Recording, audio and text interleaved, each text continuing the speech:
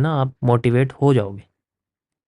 Okay, सो सबसे पहले आपको यहाँ पर डिसाइड करना है कि आपको बेसिकली लाइफ में एज ए ट्रेडर बनना है या फिर एज ए एनालिस्ट बनना है, क्योंकि ये सारी चीज़ें आपको आगे जाके डिसाइड करेंगी कि आप बेसिकली करना क्या चाहते हो, क्योंकि हर चीज़ के बारे में आपको पता होना चाहिए। तो यहाँ पर मैं आपको एज ए सबसे पहले एक ट्रेडर का रोड मैप बताना चाहूँगा।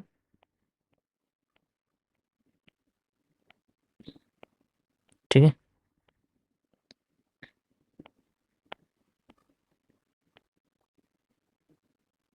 ओके। सो यहाँ पर अगर आप ध्यान से देखोगे तो सबसे इम्पोर्टेंट होता है ट्रेडर की जो कैपिटल होती है, वो सबसे इम्पोर्टेंट होती है।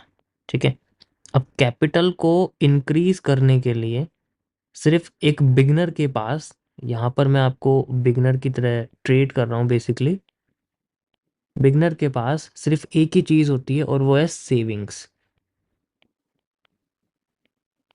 ठीक है, सेविंग्स होनी बहुत ज़रूरी है, क्योंकि अगर आपकी सेविंग नहीं होगी तो आगे जाके कैपिटल आ नहीं पाएगा किसी भी तरीके से, क्योंकि ये सेविंग आज अगर मैं मान लीजिए 5,000 रुपीज़ की सेविंग करता हूँ पर मंथ, सो यहाँ बेसिकली मेरा जो अमाउंट है वो आगे जाके 10 मंथ्स में 50,000 बन जाएगा। मैं इसके बारे में कई बार आपको बता भी चुका हूँ। ओके, सो सेविंग कितनी इंपॉर्टेंट होती है ये आपको समझ में आ ही गया होगा। इन 10 महीनों में आपको अपने आप को ट्रेन करना पड़ेगा। ओके, कैपिटल से ज़्यादा इंपॉर्टेंट होती है स्किल। स्किल्स में कुछ हम लोग स्ट्रेटजीज का इस्तेमाल करते हैं। स्ट्रेटजीज दो तरीके की होती है। एक स्ट्रेटजी होती है जो बेसिकली हमारे कॉन्सेप्चुअल रिलेटेड होती है। मींस अगर मैं आपके सामने बोलूं कि मुझे बहुत सारी चीज़ें पढ़नी है तो वो कॉन्सेप्चुअल रिलेटेड होती है। कॉन्सेप्चुअल रिलेटेड होती हैं जब आप लोग अपने साइकोलॉजी का इस्तेमाल करते हैं। ओके, साइकोलॉजी का मतलब है कि जैसे मान लीजिए मैंने कोई भी एक आपको रूबिक्स क्यूब दिया है। रूबिक्स क्यूब के बारे में आप सभी जानते हैं, जिसमें कलरफुल प्लेट्स होती हैं जिनको हमें एक ही कलर में बिखरने के बाद सेम करना पड़ता है। तो वहाँ पर स्ट्रेटजी के साथ साइकोलॉजी लगती है। उसे हम सब कॉन्सेप्चुअल तरीके से सॉल्व करते हैं। उसमें कुछ कई सारे मूव्स होते हैं जिनको हमें याद करना पड़ता है, तब जाके वो बेसिकली मूव जो रूबिक्स क्यूब है वो सेम कलर का बनता है। एक स्ट्रेटजी होती है जो बेसिकली आपके कॉन्सेप्ट बेस्ड नहीं होती, वो आपके डायरेक्ट स्टेप बेस्ड होती है। उसके अंदर आपको सिर्फ स्टेप वाइज चीज़ों को फॉलो करना पड़ता है, उसमें आपको कभी भी अपना यूज़ नहीं करना पड़ता माइंड, यानी कि साइकोलॉजी यूज़ नहीं करना पड़ता। इन दैट केस यहाँ पर आपका जो इंडिकेटर है वो इस्तेमाल किया जाता है। इंडिकेटर को स्टेप वाइज यूज़ किया जाता है। ओके, अब दोनों चीज़ें आपको समझ में आ गई। ठीक है, समझ में आ गई सिर्फ आपको इसमें। सो ये सारी चीज़ें जो हैं आपकी डिसाइड करती हैं कि हमें किस डायरेक्शन में जाना है। देखो, हमें हमेशा लेफ्ट राइट टू लेफ्ट की तरफ जाना है, यानी कि आपको इंडिकेटर से कॉन्सेप्ट पे आना है। आपको कॉन्सेप्ट से इंडिकेटर पे शिफ्ट नहीं होना है। इंडिकेटर का इस्तेमाल करना है क्योंकि वो आपको स्टार्टिंग बेस में आइडेंटिफाई करके देगा मार्केट को कि बेसिकली वो चलती कैसे है। क्योंकि अगर हमें पता नहीं होगा ना कि स्टार्टिंग में जो मूव्स हैं वो किसके हिसाब से आ रहे हैं, या फिर कोई भी लेवल है वो कैसे बन रहा है, उसे बनते हुए देखने के लिए इंडिकेटर स्टार्टिंग में हेल्प करता है। जैसे कि मैंने आपको पहले आरएसआई के बारे में बताया था, one of the most important indicator RSI, जिसे हम लोग रिलेटिव स्ट्रेंथ इंडेक्स कहते हैं। ओके, रिलेटिव स्ट्रेंथ इंडेक्स, ये इंडिकेटर बहुत पावरफुल होता है क्योंकि इसको बेसिकली सिर्फ मार्केट में लेवल्स ड्रॉ करने के लिए बनाया जाता है। मैंने इसके बारे में बहुत सारी चीज़ें इसमें एक्सप्लेन की हुई हैं बेसिकली। ठीक है, यहाँ पर और भी कई सारी चीज़ें हैं जो इसके अंदर इंक्लूड होती हैं। ये मैं आपको बिगनर्स वालों के लिए बता रहा हूँ। ठीक है, तो ध्यान से इसको देखना आप, कैसे मार्केट में हमें चीज़ें नज़र आएंगी जब हम लोग बिगनर लेवल पे चीज़ों को देखते हैं। सबसे पहले इसके अंदर जैसा कि मैंने आपको बताया कि हमें यहाँ पर कैपिटल की बहुत ज़्यादा ज़रूरत रहती है। Capital is one of the most important thing for trading, ठीक है। तो इसके लिए कई सारे ऑप्शंस हैं, आफ्टर स्किल्स हम इसको यूज़ करते हैं। मीन्स आप पहले सीखिए, उसके बाद फिर अपने आप को ट्रेडिंग में कैपिटल को लाने के लिए इसके कई सारे तरीके होते हैं, जैसे प्रॉप फर्म का यूज़ करना, है ना, जैसे पर्सनल फंडिंग जो है बेसिकली पेस्ट कर, मतलब वो करते रहना, पर्सनल फंडिंग को यूज़ करना, वो सारी चीज़ें इसके अंदर बेसिकली यूज़ होती है। समझ आया? यहाँ तक समझ में, सभी को समझ में आ रहा है? सभी को समझ में आ रहा है यहाँ तक?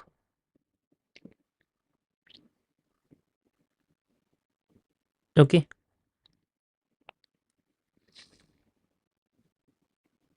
परफेक्ट। मैं अभी बहुत बेसिक से लेके चल रहा हूँ, इसलिए मैंने बोला था आपको अभी आगे मज़ा आने वाला है। अब यहाँ पर हमारे पास जो बिगनर्स के लिए सबसे इम्पोर्टेंट चीज़ होती है, जैसे कि मैंने आपको कैपिटल के बारे में बताया, वो होती है। तो यहाँ कैपिटल कैसे इकट्ठी होगी उसके साथ, क्योंकि देखो एक चीज़ ध्यान रखना, ट्रेडिंग में सबसे इम्पोर्टेंट कैपिटल होती है, लेकिन उसको ना लर्निंग से पहले हमें उसके लिए एक प्लान बनाना पड़ेगा। अब मैं जो आपको बताने वाला हूँ इसके बारे में मैंने आपको अभी तक नहीं बताया, तो प्लीज़ इसको ध्यान से सुनिएगा सारे लोग। ओके, एक minute.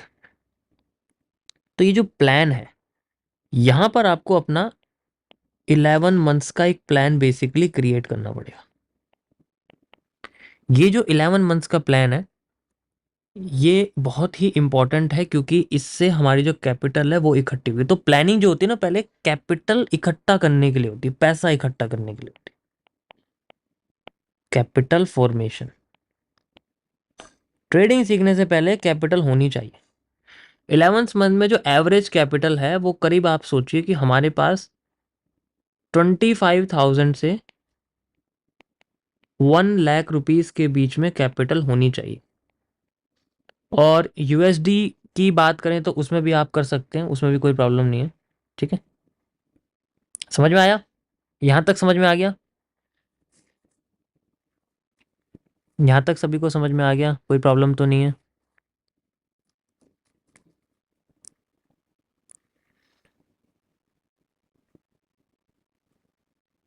Okay, perfect. This is the initial capital. ये किसी भी मार्केट में इस्तेमाल हो सकती है। ये आपकी इंडेक्स मार्केट में इस्तेमाल हो सकती है, जिसमें आप ऑप्शन वगैरह कर सकते हो, ठीक है। ये आपकी क्रिप्टो मार्केट में इस्तेमाल हो सकती है, जिसमें आप बिटकॉइन, क्रिप्टो किसी में भी ट्रेड कर सकते हो। ये आपकी फॉरेक्स मार्केट में इस्तेमाल हो सकती है, इसमें आप फॉरेक्स एक्सचेंज यानी कि यूरो यूएसडी, यूएसडी जेपीवाई, उन सारी चीज़ों में आप बेसिकली, ठीक है, यूज़ कर सकते हो। नेक्स्ट चीज़ आती है आपके पास में, जब ये चीज़ें हो जाएंगी, ये होंगी साथ में, मतलब सीखने के साथ में ये चीज़ें, हमें सबसे पहले नंबर 1 प्लान हमारा यही होना चाहिए। प्लान नंबर 1 हमारा ये होना चाहिए। अब आता है प्लान नंबर 2। सेकंड प्लान है हमारी लर्निंग। लर्निंग में बेसिक से शुरू करा जाता है। One of the basic thing होती है लेवल्स। मार्केट के लेवल्स को फाइंड आउट करना। इसमें मार्केट में आपको कम से कम 3 मंथ्स तक लेवल्स को फाइंड आउट करना सीखना पड़ेगा। यहां पर ध्यान रखना जो मैं कहने वाला हूं, ठीक है। यहां पर हमारे पास कोई भी टेक्निकल एनालिसिस यूज नहीं होता है। No technical analysis, okay. कोई भी टेक्निकल एनालिसिस यूज नहीं होता, सिर्फ लेवल्स का इस्तेमाल किया जाता है। अब इसके अंदर इतना ज्यादा क्यों सिंपल रखा जाता है, मैं आपको बताता हूं। क्योंकि लेवल से आपको मार्केट में 3 चीजों के बारे में आइडेंटिफिकेशन होगी। सबसे पहले आपको रेजिस्टेंस के बारे में पता लगेगा, उसके बाद आपको सपोर्ट के बारे में पता लगेगा, देन आपको एस आर इंटरचेंज के बारे में पता लगेगा। कुछ हो या ना हो, मार्केट में ये ही तीनों चीजें हैं जो आती हैं। इन पे आने के बाद हम लोग मार्केट में क्या करते हैं वो बहुत डीप की चीज़ है, जैसे कि कैंडलस्टिक एनालिसिस करना। इन सब जोन्स के ऊपर अगर मार्केट आ जाती है तो हमें कैंडल्स कौन सी देखनी है वो इतनी स्टार्टिंग में मैटर नहीं करती है, क्योंकि उसको आप बाद में जाके भी देख सकते हैं। ऐसा कोई इतना बड़ा रूप नहीं कि आपको वो अभी देखनी है। सो सबसे इंपॉर्टेंट है रेजिस्टेंस, कि अगर मार्केट आपके किसी भी लेवल पे आके रिवर्स कर रही है, that is your area is correct. Support, जब भी कोई आपके मार्केट पे आके रिवर्स कर रही है, दैट इज ए सपोर्ट। और जब भी आपके मार्केट पे आके किसी भी रेजिस्टेंस को तोड़ के सपोर्ट बना रही है, that is called a SR interchange. आपको सिर्फ 3 महीने तक ये करना है।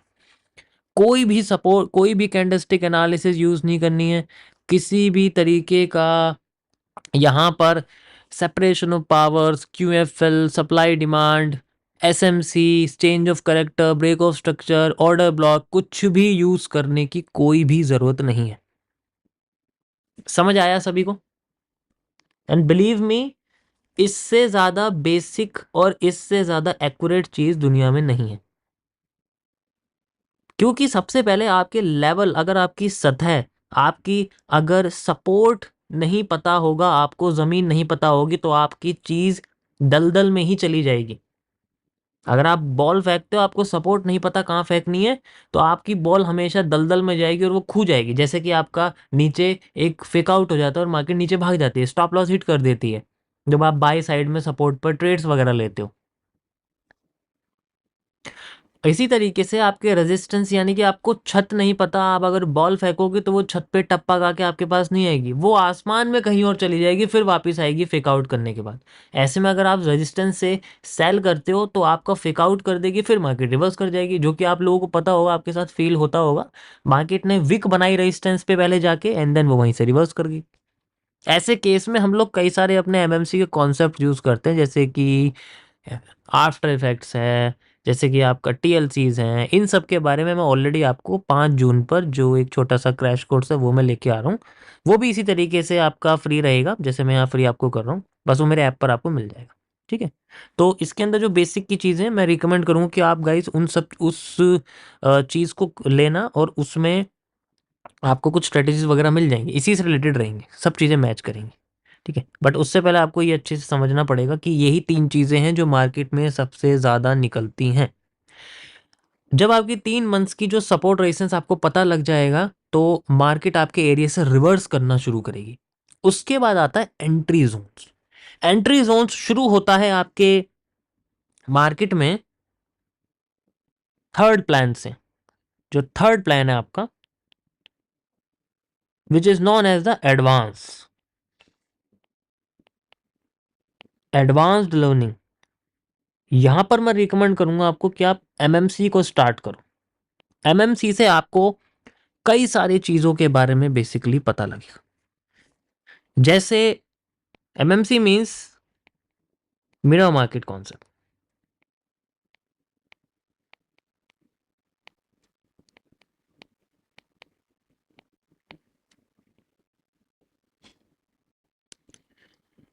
मिरर मार्केट कॉन्सेप्ट में आपको सबसे इंपॉर्टेंट एक ही चीज देखनी पड़ेगी, which is known as the supply demand. क्योंकि वो ही हर चीज की एंडिंग है। ठीक है? वो ही हर चीज की एंडिंग है बेसिकली। यहां पर मार्केट में हमें कई सारी चीजें पता लगती हैं, तो इनके अंदर जो वॉल्यूम एनालिसिस है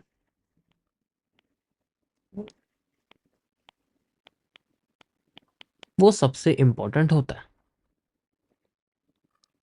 अरे ये क्या हो रहा है? ठीक है? जो वॉल्यूम एनालिसिस होता है वो आपका सबसे इंपॉर्टेंट, इसी में आपके पास आते हैं सप्लाई एंड डिमांड।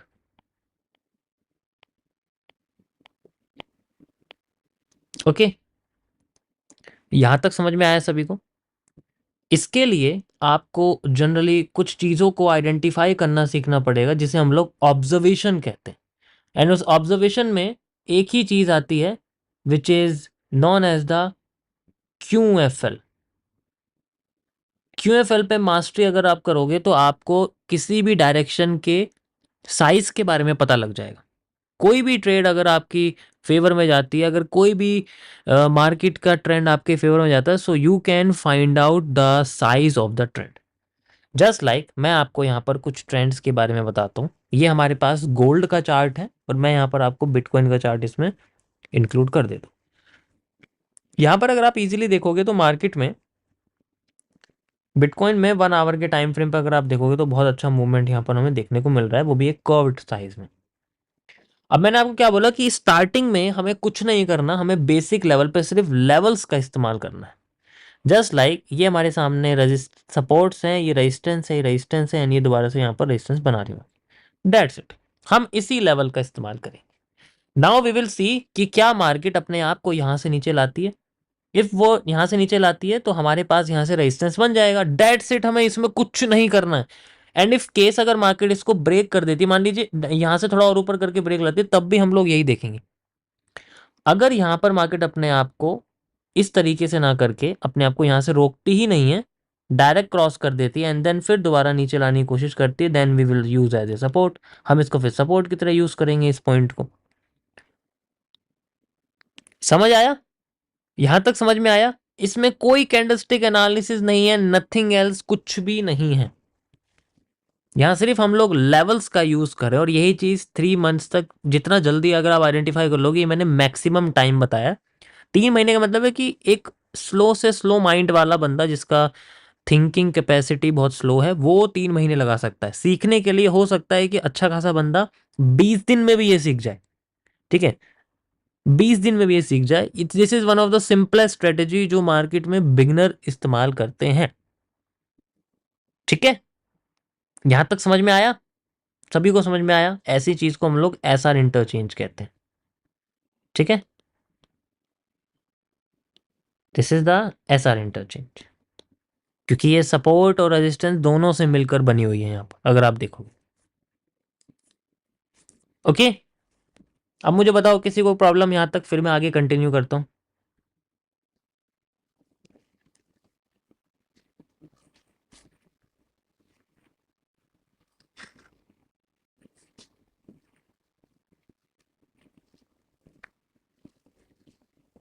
परफेक्ट।